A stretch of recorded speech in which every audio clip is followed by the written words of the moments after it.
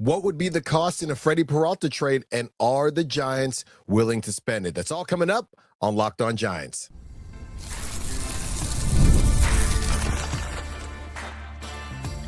You are Locked On Giants, your daily San Francisco Giants podcast. Part of the Locked On Podcast Network, your team every day.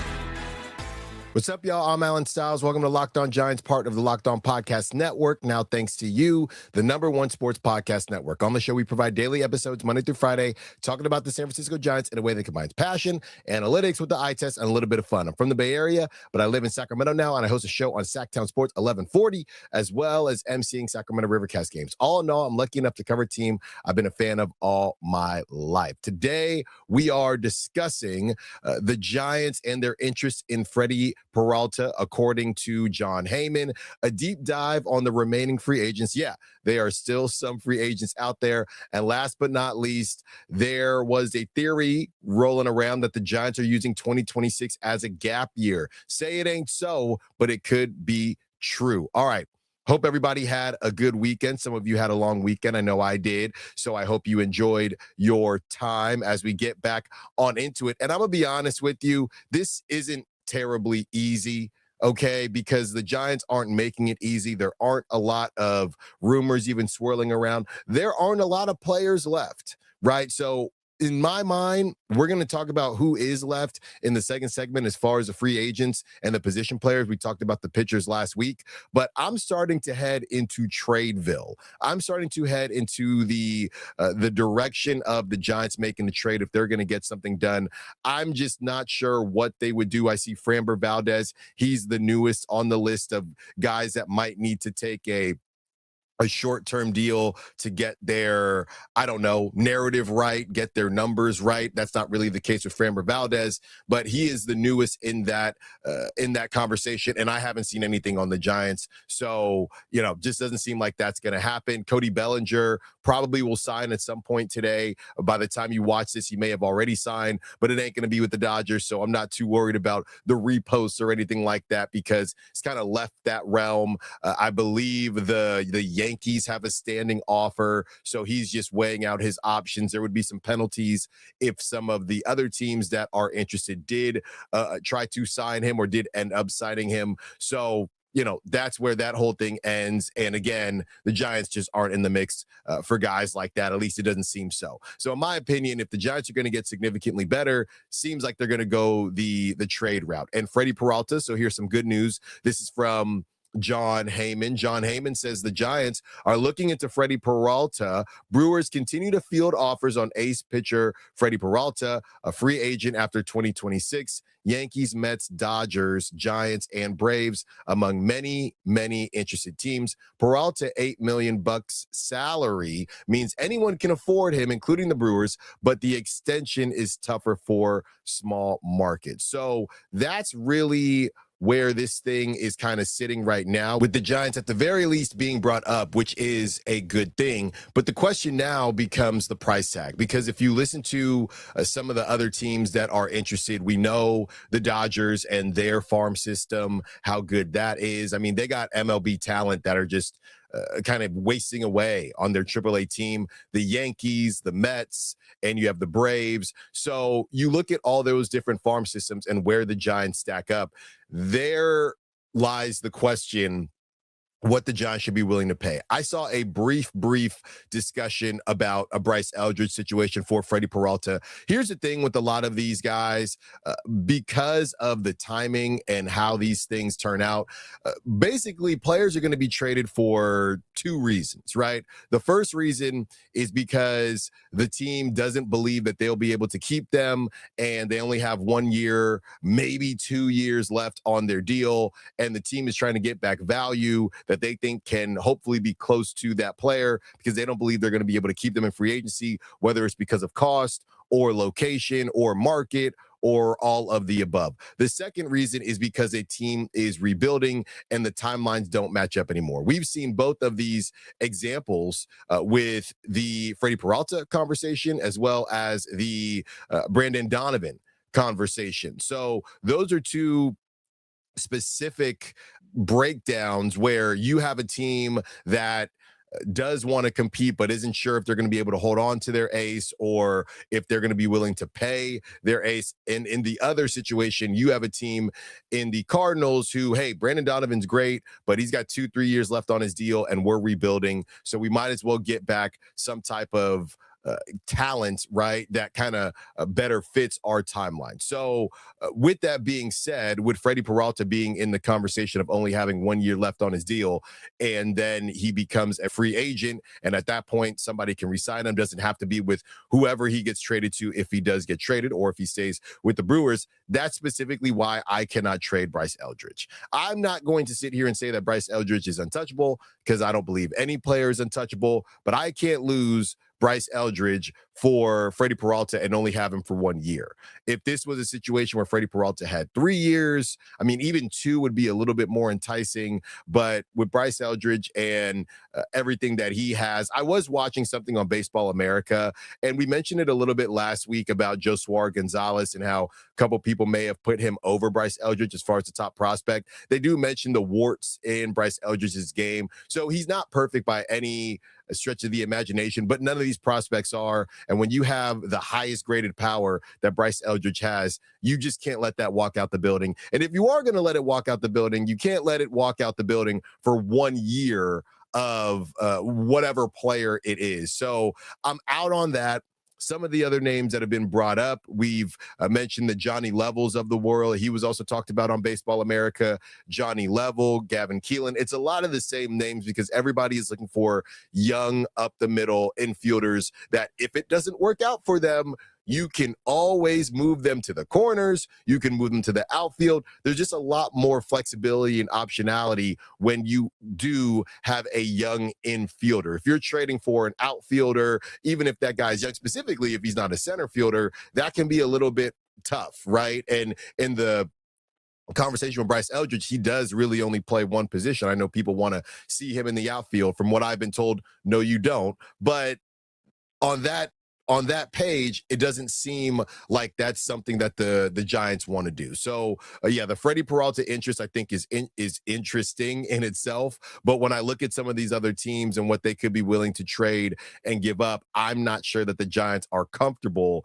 with what they would have to do. I've seen a couple names thrown around, the Carson Whisenhunts, the Blade Tidwells. I'm just not sure that's moving a Brewers team. It's one of those situations where what's that story with the 3 little bears where the porridge is too hot and then it's too cold and you're trying to find it just right. I feel like in this deal, the Giants could have some offers that are too hot, right, and giving up too much. But then when you dial it back for what they're thinking is just right, the Brewers could say, well, that's too cold. That's not enough. Where some of these other teams that are being mentioned, unfortunately, the Smurfs, the Dodgers are mentioned as well.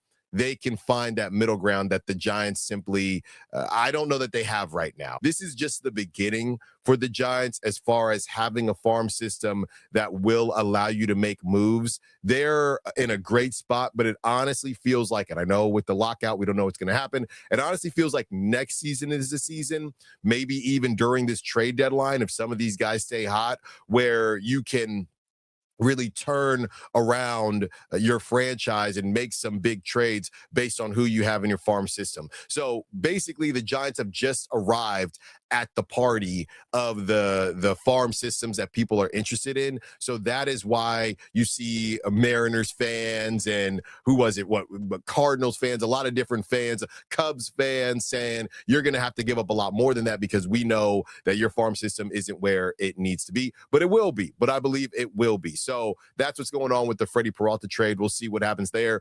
Could even break while you're watching this. But from what I've kind of read and from what I've gathered, the Brewers are still trying to field a lot of different offers and figure out the best thing. On the other side, let's go deep. Let's go deep into who is left in the remaining free agent log. These are some players that are going to be name drops for you that you haven't thought about in a while, but they could be able to help the Giants. Don't move. More Locked On Giants coming up. FanDuel is officially in playoff mode. Every game during the NFL playoffs, FanDuel is giving customers even more ways to get in on the action. Because right now, every NFL playoff game day, FanDuel users get a profit boost pack waiting for them inside the app.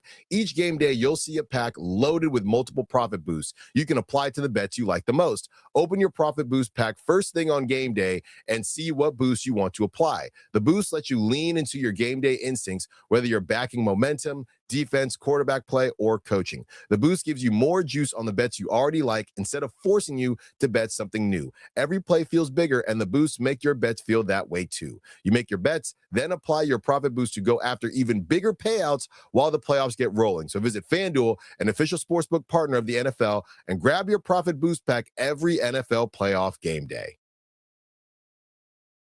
Thank you for making Locked On Giants your first listen of the day, and thank you for making Locked On the #1 sports podcast network. You already live your team every day. Now take it up a level and go ad-free. Join the Everydayer Club today and get Locked On Giants with no interruptions, members-only Discord access, and more. All for just $5 a month or $50 a year. Go to lockedonsfgiants.supercast.com or check the link in the show notes to learn more. If you're a true diehard Giants fan, the Everydayer All Access tier is built for you. You'll get one-on-one text access with me, all access episodes, an exclusive newsletter, and 15% discount to the Locked On merch store. Head to lockedonsfgiants.supercast.com to join the Everydayer Club and unlock all access. You can also find a link in the show notes. Okay, so yeah, I did a really deep dive on who is left from the remaining free agents, and it's not as deep as you think. I used Fangraphs for this one. Shout out fangraphs.com for the free agent tracker, because I kept seeing, I was trying to go to the normal outlets, and I kept seeing a lot of the same names, and I thought there's got to be more names out there. So I went a little bit deeper, went to fangraphs.com, and honestly, it was a bit refreshing. So I have a couple names for you that, again, could get signed at any point in time, maybe even during this show while you're watching, maybe even right now as I'm talking about it. By the way, let me just go ahead and do a refresh here. Let's see what we got. I haven't been seeing anything else for now, so I think we're in the clear, good to go. All right, so as we look at some of the names, there are going to be some throwback ones for you, and I'm going to start here. And this is a player who played 4 positions last season, so I love that. And he hit over 300, so I love that. And he's only 30 years old, so I love that. And who am I talking about, might you ask?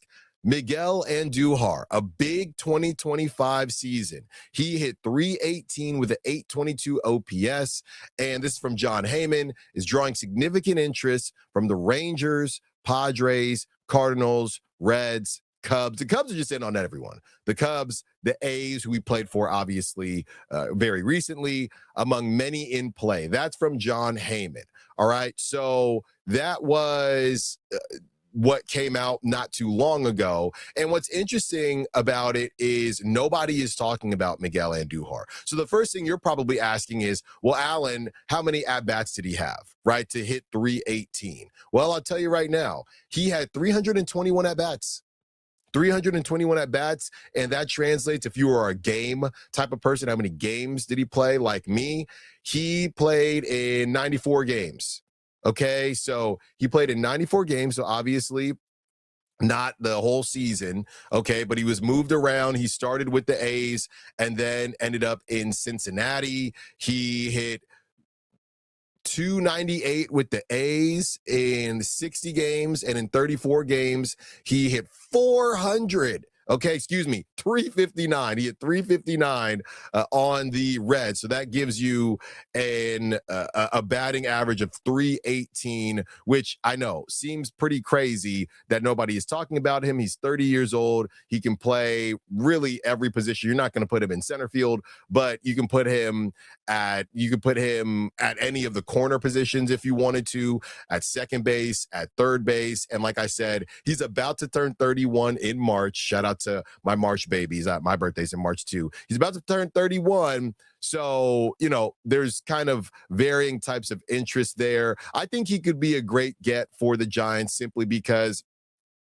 You love that versatility. Somebody that can come in, if you're not going to get a Harrison Bader, if you're not going to go get a Cody Bellinger, one of these guys that we've talked about, at least you have a vet that can play the position and can hit Major League Baseball pitching.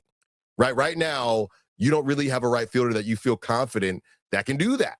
Right? We've seen Luis Matos do it a little bit. We've seen Drew Gilbert do it a little bit. We've seen Luis Matos do it more than Drew Gilbert, but you don't have somebody that has a track record of just being a big league hitter, right? For his career, he's at 282. Okay, batting average. Last season, he did have 10 home runs, but Giants don't care about home runs anymore. That's what I was told. For his career, he's a 755 OPS. He is sitting at 53 home runs for his career as well. He had 44 RBIs last season, 36 runs, so 102 hits. Obviously, he's not going to change your franchise, but I do think he's somebody good to have on the roster and just be able to plug in places. Right now, you could also say, well, Alan, why don't we just bring up one of the young guns and let them go to work? I'm not opposed to that either. But if the Giants do want at least one veteran guy that you feel confident at the plate, because he's always going to be up in a big at bat, whoever it is, it was always Drew Gilbert, right? It was always Patrick Bailey. You could add him to your roster. Another guy that I came across was Starling Marte. Starling Marte, he had 293 at-bats last season. He was at 270 for his batting average. He only had 9 home runs, and that was kind of his bag back in the day. He is 37 years old, so that's why there's not a lot of interest there. He was, on the Mets. He played in 98 games. So that's another guy who I would take. Miguel Andújar, obviously, he's 7 years younger, but another guy that, would at least draw some interest. The last name I have for you is another kind of utility type of player. He's 34 years old from Athens, Georgia. Let's talk about Adam Frazier.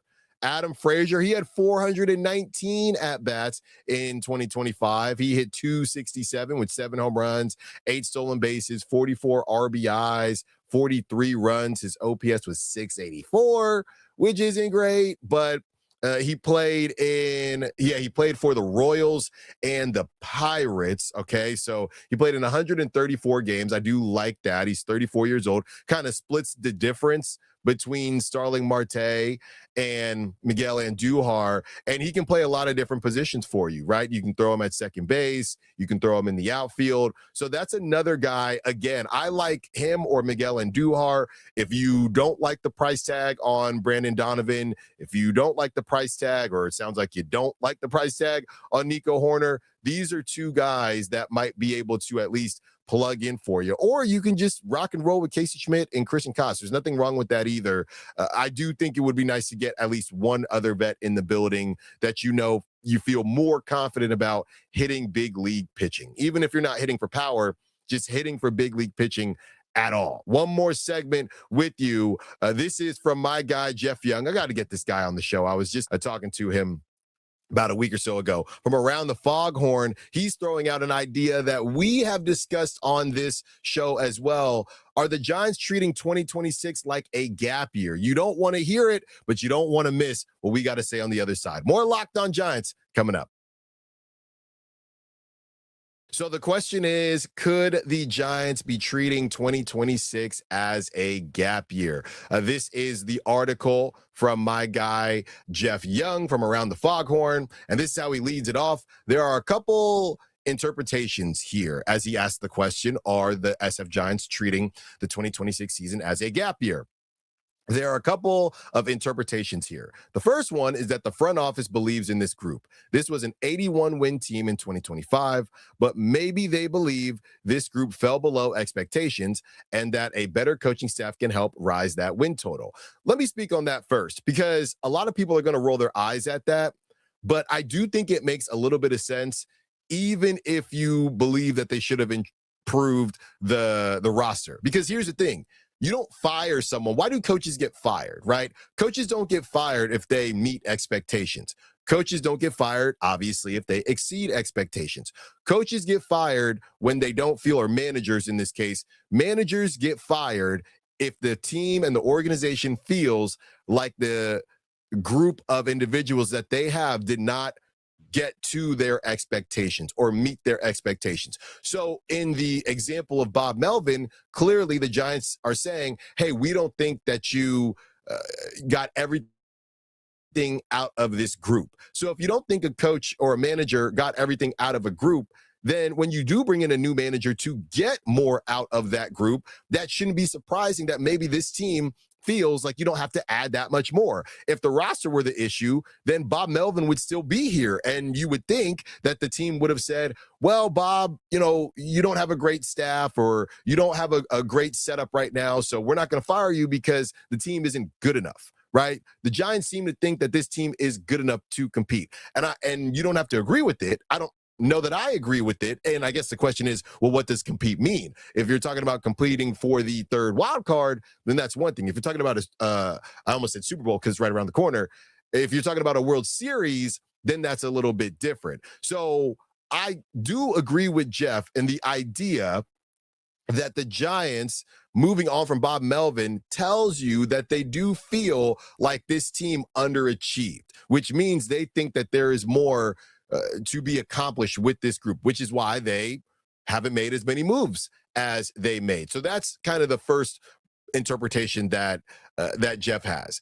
He goes on to write, that is possible. It is putting a lot of pressure on Tony Vitello and his coaching staff to be able to coach up these players. It is hard to ignore that this just did not feel like a well-coached team last season, so that is one way to go. Yeah, the other part of this, going back to the Bob Melvin piece, is that is, as much as I'm excited about the Tony Vitello hire, that made the Tony Vitello hire a little surprising. I don't know about confusing, but surprising. If you were looking for somebody to get them over the hump, it's interesting that you chose to go with a first-time manager. So again, this is about 2026. Maybe the idea isn't that Bob Melvin couldn't get him over the gap this upcoming season, and maybe the idea isn't that Tony Vitello can do it in 2026, but he will do it in the coming years after that.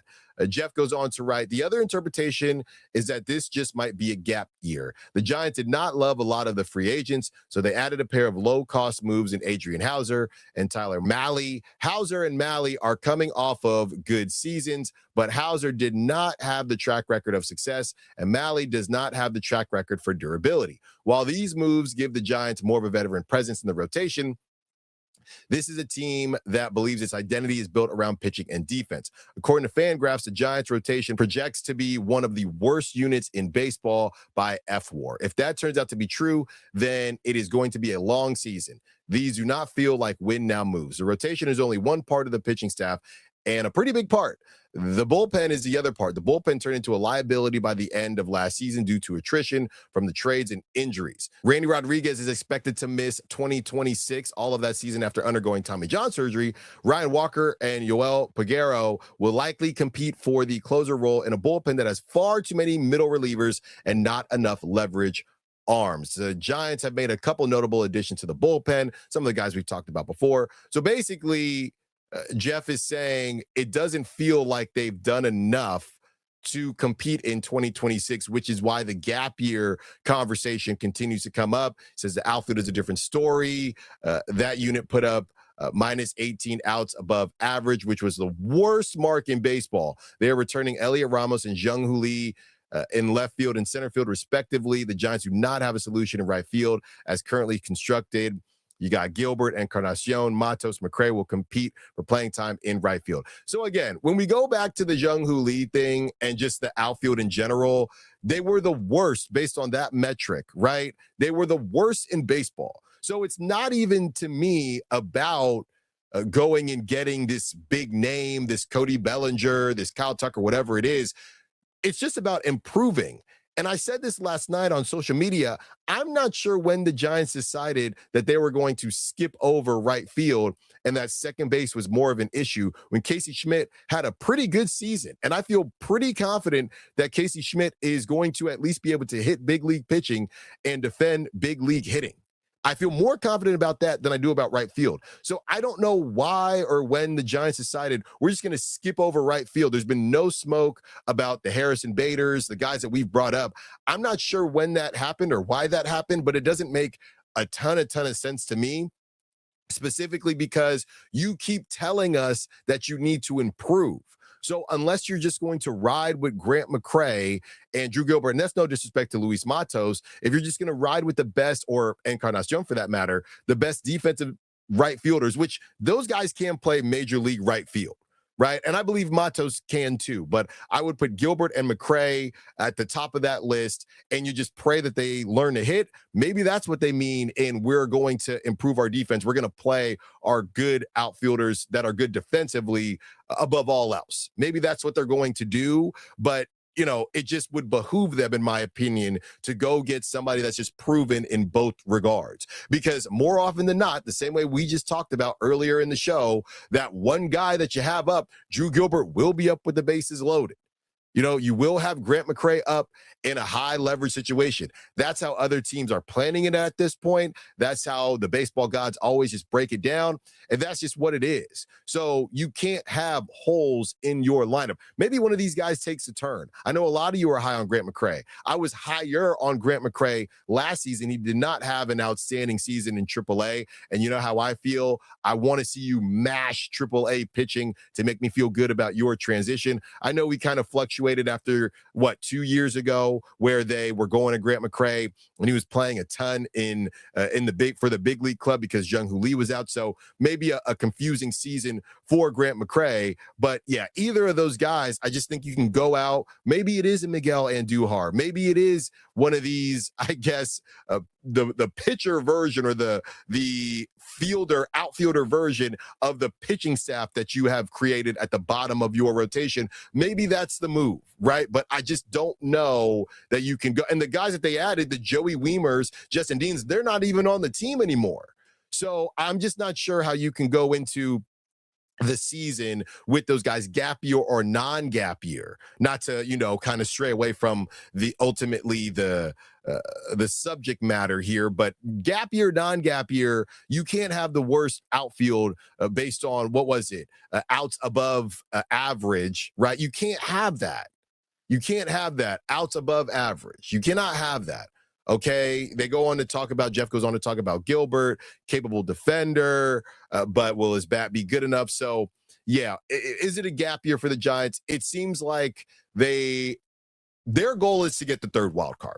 Now, whether that makes it a gap year or not, I don't know. I believe that the Giants feel like they have a good enough roster to get the third wild card, which would buy Tony Vitello time, which would buy Buster Posey time. Then you might even have a lockout, right? So that'll end everything with a better taste in Giants fans' mouths, and then you go after it once the lockout is over and everything is figured out. I think their goal is simply to make it into the dance. I don't think the Giants' goal is to win the NL West. I don't think the Giants' goal, ultimately it is, don't get me wrong, but I don't think they are putting themselves in a position based on their pocketbook and their wallet to do that. So I believe that their goal is to simply get into the playoffs, get that third wild card, and go from there. Whether that is a gap year or not, or a gap year mentality, I'm not sure. It depends who you ask. Thank you for watching Locked On Giants. Thank you for listening to Locked On Giants. Be sure to follow me on social media at @_Styles Files, Styles with an I. We have more coming up for you tomorrow. And if you never miss an episode, the Everydayer Club is built for you. Get Locked On Giants ad-free, plus members only Discord access and more. Head to LockedOnSFGiants.supercast.com to join the club. For those of you on video, we send you to the first ever 24/7 national Locked On Podcast Network YouTube channel. On audio, make sure you make your second listen Locked On MLB. We will talk to you tomorrow. Until then, peace.